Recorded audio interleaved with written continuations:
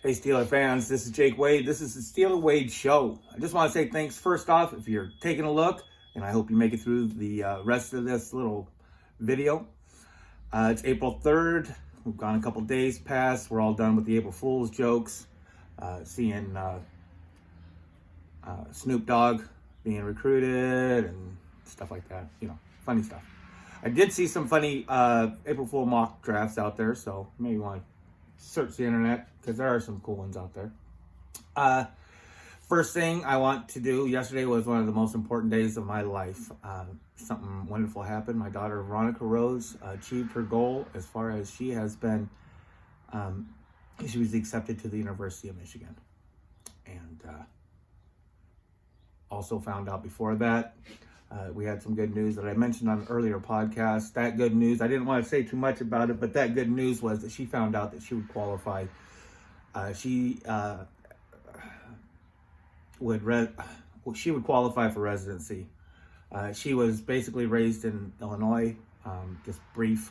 I lost my daughter when she was about 5.5 years old. I was a bad drug addict, jail and prison, and I went a long gap. And she was raised by her grandparents. I just want to say that she is just an amazing girl. She thinks that her GPA will finish around 4.4, which is amazing with all the college classes that she's taking. I'm just very proud. She might be my only viewer at this point, early in this stage, and that's fine because, you know, but I just love you, Rose, with all my heart. I'm very proud of you. I guess I'm going to end up being the biggest Michigan fan now. Maybe I'm throwing all that Arkansas shit out the window because go Wolverines. So very proud of her. I just wanted to talk a little bit today. You know, there's a lot of new free agents that have been signed, and I'm very excited about them. We have and I need to get into them more, I guess. But where I'm going today, it's practice, obviously, for me doing these things at this point. But practice makes perfect. I don't remember which. There's a famous coach. I think he was a college coach, but he's one of the most well-known coaches. I just can't remember his name. But he said, we cannot achieve perfection.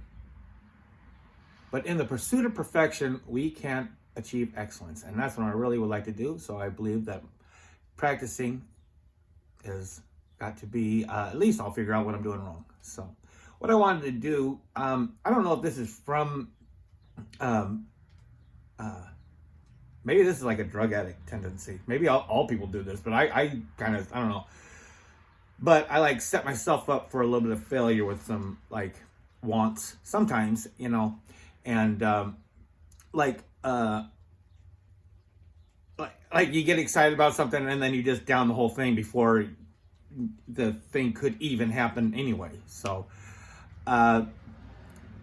what I'm trying to explain is that, you know, there's all these different draft prospects out there and stuff. And there was a couple that I wanted to, that I was excited about that were kind of not just like out there all the time, you know, that I really liked. The other one I'm going to get in another podcast. It's Marvin Mims, Jr., I believe. But today I want to talk about the offensive tackle from Maryland, Jaylen Duncan.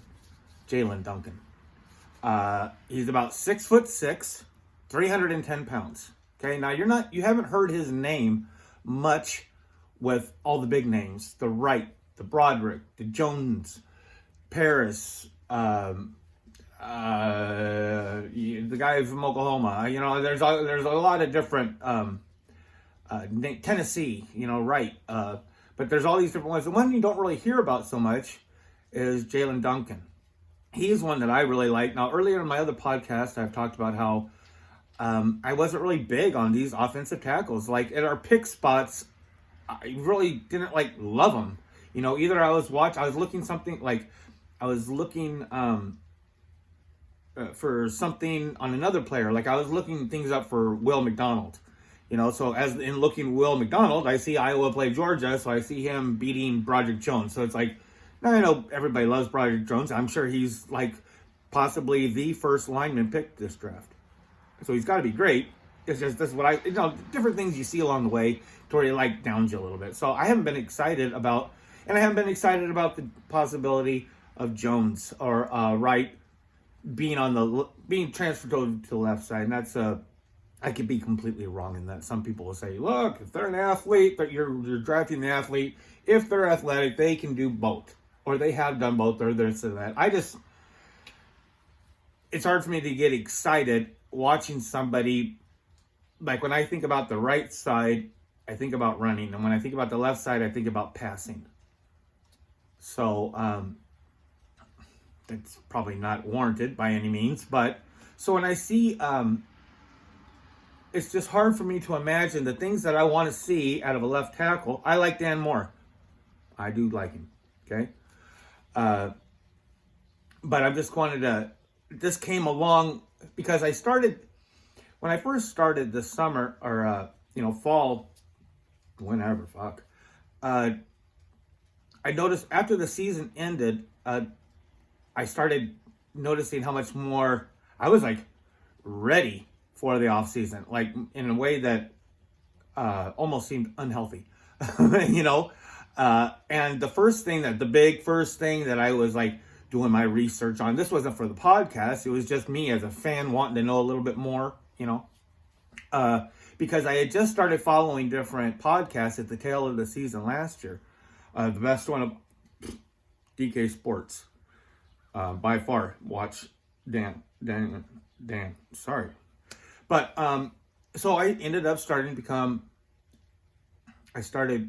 anticipating the Senior Bowl. The practices are what everybody talks about. The game was uneventful. I did watch that too, because I had to, I guess. But, that was my first deal with wanting to get more in depth. And at that time, as in now, left tackle, offensive tackle is like one of the biggest talking points with Steeler fans, or the media, or the podcasters talking about Steelers and their draft. I have kind of always thought it was overblown personally, because I don't see, I'm a Dan Moore fan. I'm not saying I'm going to ride and die with the guy, but I'm not stressing, I think he's going to progress, and I think he's going to become better, personally. But there was, in that looking around, the one guy that I really did like was Jaylen Duncan, out of Maryland. And I'll be honest with you, I started getting that little superstitious voodoo thoughts in my head where it's like, ooh, he's got that Coach T. He likes that Maryland. His boy's there. He's always seeing things there. And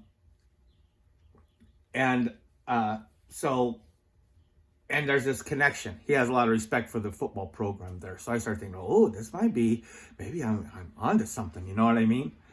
And I don't, I think that's goofy to think like that, but I still enjoy doing it. But like I said, I started seeing the practices of the different tackles and started paying attention to them and things like that.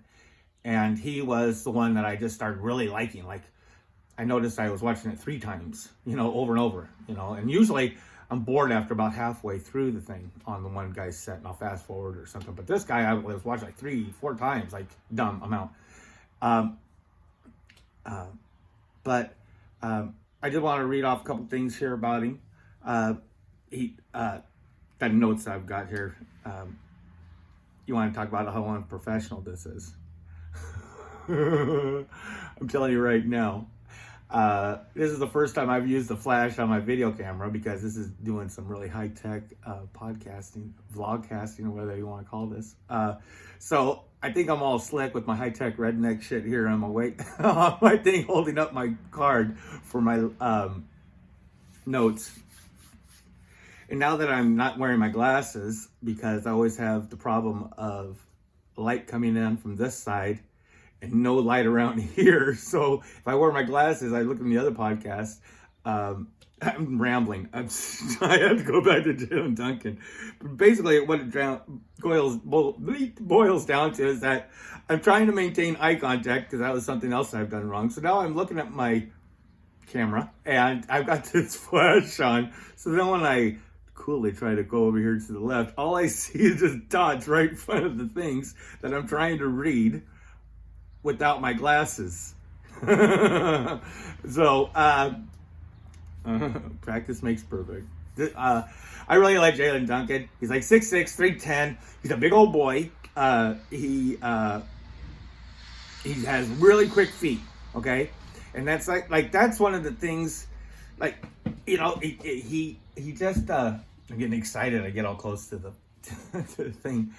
When I would see like Wright or Dwan Jones working the right hand side, these great big guys, but like, and Wright has good footwork, way better than I think than Jones.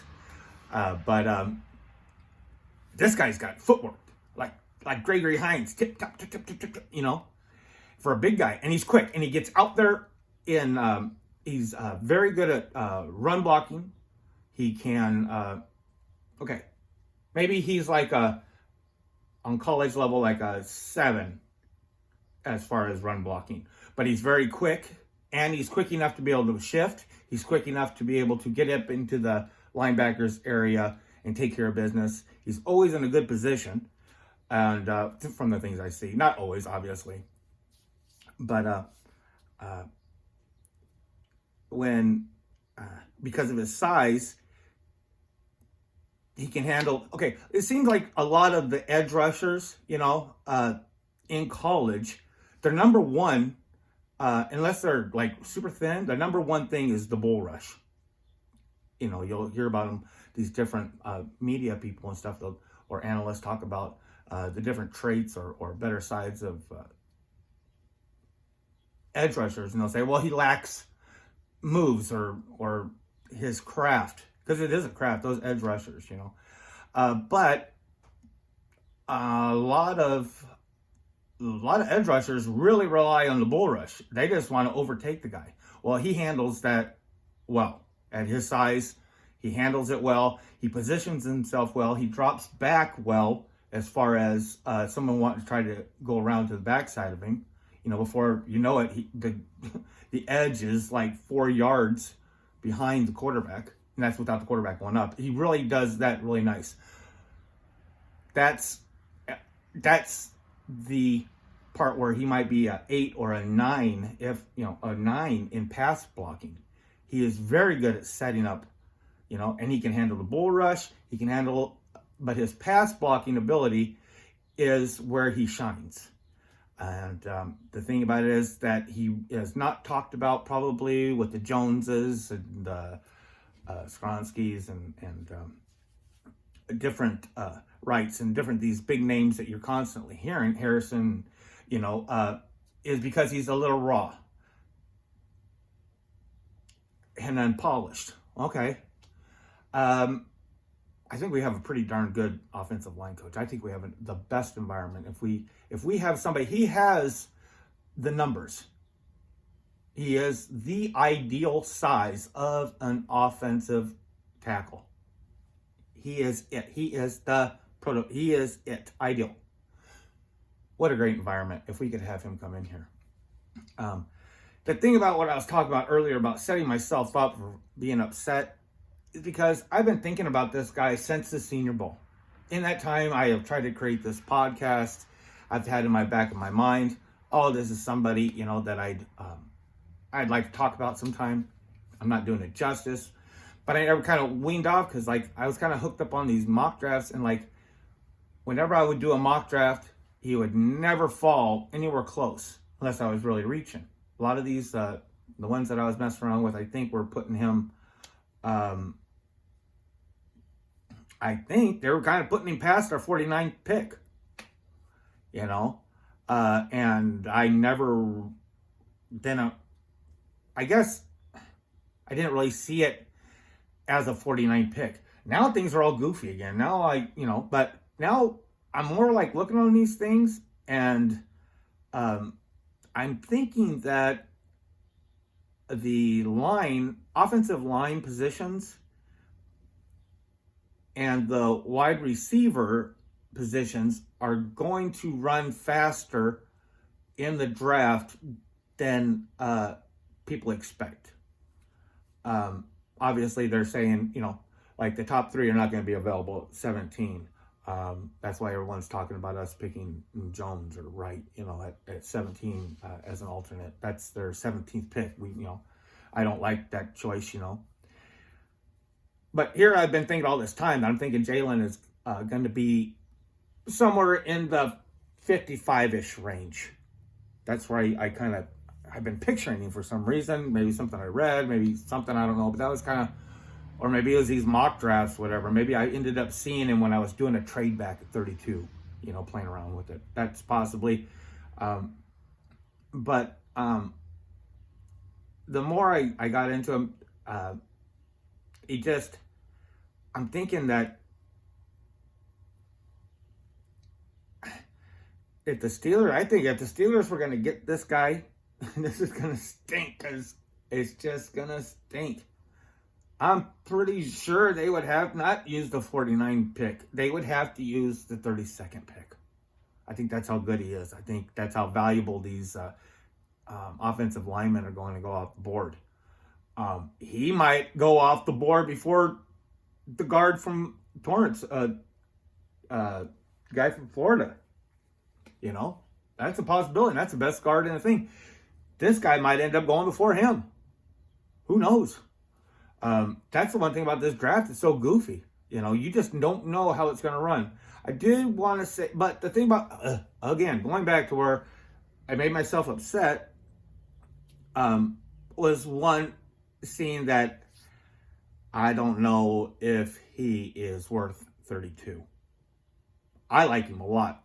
I think he's great. I think he would be a really,